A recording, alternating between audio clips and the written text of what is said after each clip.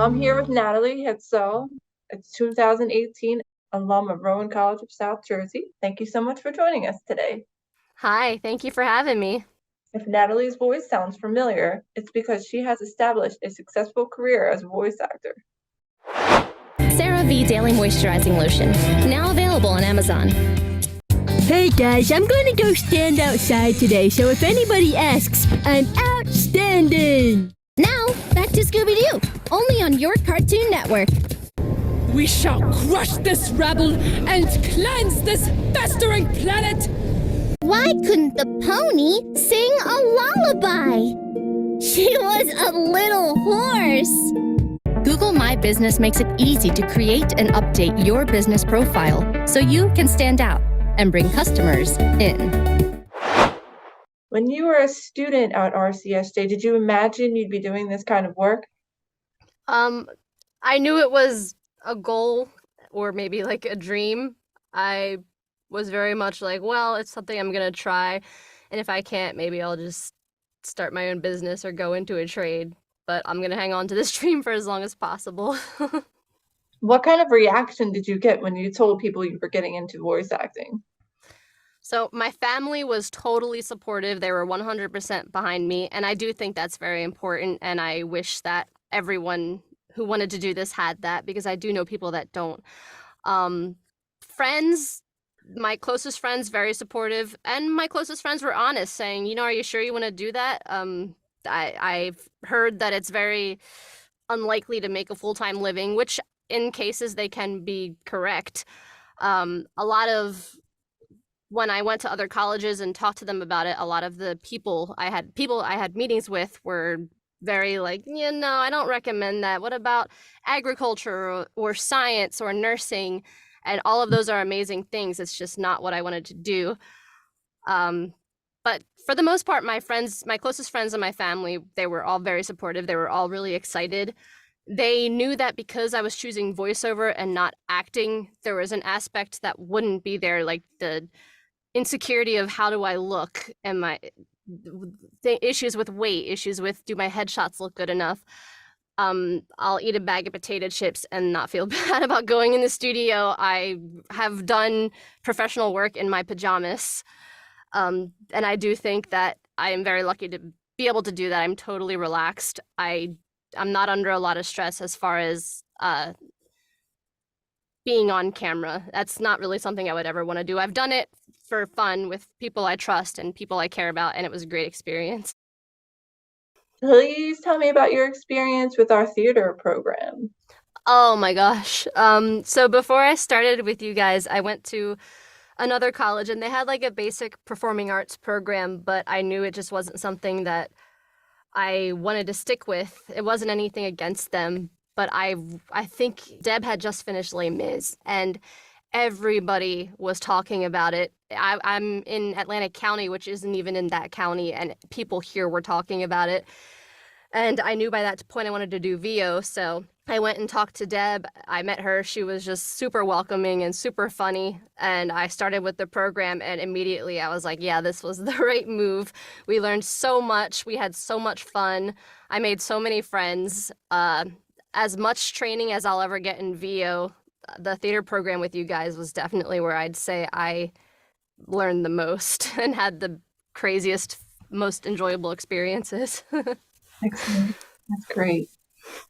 How did you begin to get work as a voice actor?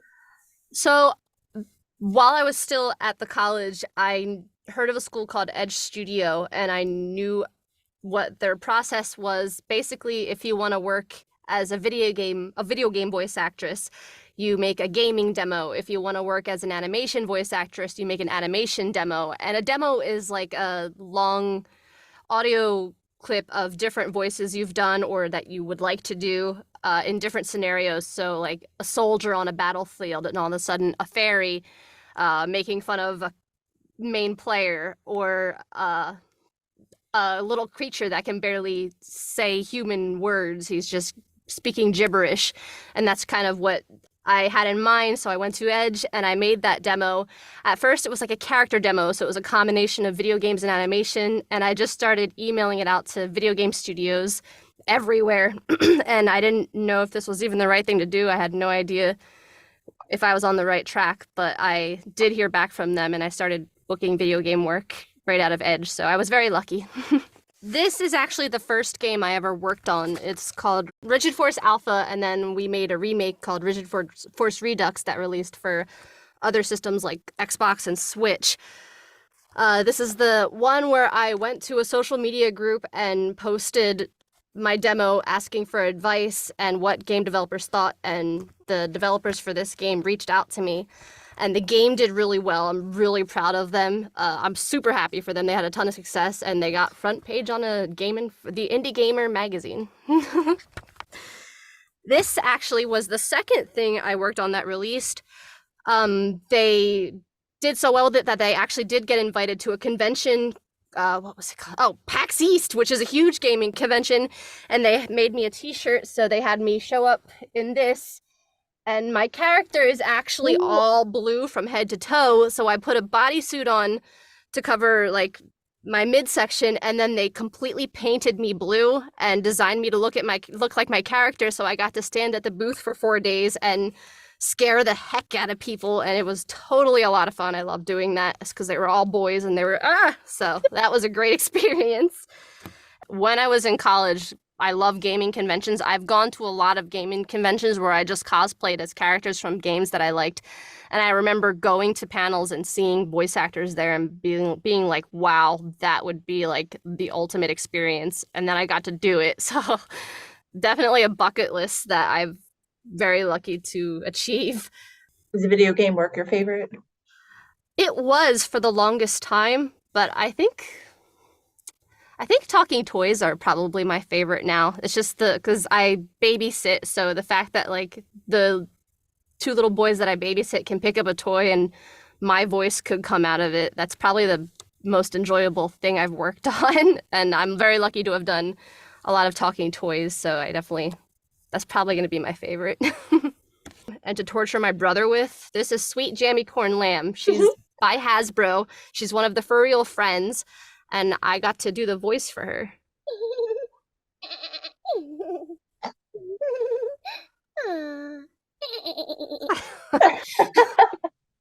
And she also has a cute little water bottle, a little sippy cup when she gets thirsty. You just... Oh. So, and the fun thing about that is my favorite animal other than a cat is a goat. And when I was with Deb, she put on Charlotte's Web, which was one of my favorite shows to do with her. And usually you have to audition for everything. And I still auditioned for it, but I ran up to her because I had spent the entire year beforehand torturing her by going up behind her and making goat noises and annoying her. I consider her my friend, so I feel fine doing that. And I said, can I please audition for the goat? Obviously, like, I want to do this. I actually want to say that it's a good thing that I make goat noises because I get to do it professionally. So she did let me play the goat in Charlotte's Web. So it's a tie between that and this, what my favorite thing to do was. I did voice a little baby lamb in an animated show. It's just not out yet. It's for kids.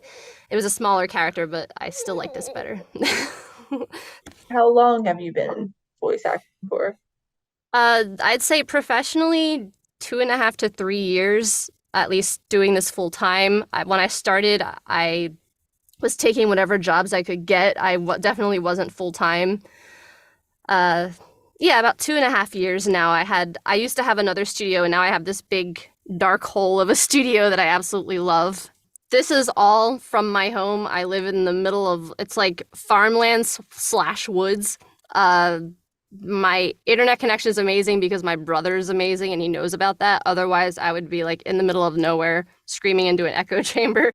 A friend of mine was on Pokemon, the anime, and she's in New York, and she said all of her stuff she has to record at night.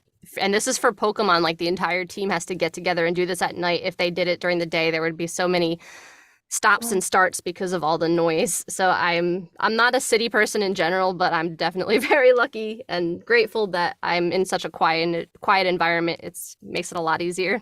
This was my dad's office, and this is his closet. I just went in one day, took all the shelves off, got there's called sound absorption blankets, but there's probably a more technical word for them. And I staple gun them all over the walls. I have foam on the ceilings, and then I have like these cloud things that they kind of hang down, but they're foam on the bottom. And then I have like 4 carpets underneath me, and then I just purchased a mic and set everything up in here. And I've never once, knock on wood, had a complaint about my home studio. I think I recorded for Final Fantasy in here, and they asked me if I had rented a studio, so that made me feel good. So I'm happy with this. I'm very lucky to have found all this stuff. That leaves me curious about your microphone. Is there anything you could tell me about the microphone setup? Sure. So when I first got started, I just purchased a mic called the Blue Yeti. It's like a little USB mic that you just hook into your computer.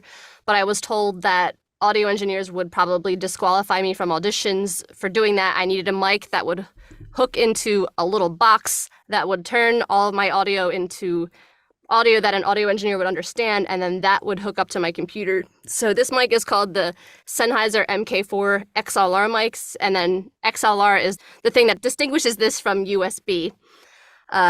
So pretty much if you want to get started, once you get a studio, just expect to spend a little more on an XLR mic, and you'll make the money back on that. Good advice. And I guess I'd say since I started working out of this studio is when I started booking more work.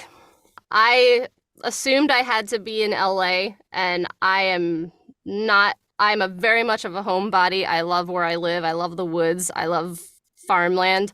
So I had to really mentally prepare myself that one day if I wanted to do this full time, I would have to be in LA. But you really don't. I have no plans to either move to LA or New York or any of those major hubs. And I think I would have been much more relaxed, just in general, worrying about not just moving, but if people are going to respond to me or not. You're not going to get responses. The first 50 emails you send out, you're not going to hear from someone. But when you do hear from someone, you look at that email, look at what you did differently, and it gets much easier from there. And that's something I needed to learn because I got stressed out very easily. The first reaching out that got me a job was I actually went on social media, and there was a group of indie game developers, like thousands of them. And I joined that group. They let me join. I didn't even have to say that I'm a developer because I'm not. And I had my first demo from Edge, which was a character demo. And I just posted that and said, hey, I know you guys work with voice actors a lot. So I was wondering if you could give me feedback on this, if there's anything that you hear that you or don't hear that you like to hear in the voice actors you use for your games. And then instead I got like 3 emails for people saying, hey, we would love to keep you on our roster. We're probably going to be looking for voice actors in the future. And that's how I booked my first game. Do you ever collaborate with other voice actors? Yes, I do. And I think it's actually really important that a lot of voice actors do that. You make friends. The voiceover industry I've found is super helpful. It's a really kind community. They always are ready to give advice or to help new people get started. And I think that's really what gave me the kick in the butt I needed, is meeting new people in this industry. So there have been a lot of video games where I work on Zoom or on Source Connect with 3 other voice actresses around the country. And all of a sudden, the finished product sounds like we were all in the same room in an ensemble just recording. That's so exciting. Doing any acting in front of the camera or in front of an audience? Well, I did at the college, actually. We did, I think I personally was in 4 shows. And other than that, I worked behind the scenes for quite a few shows with Deb.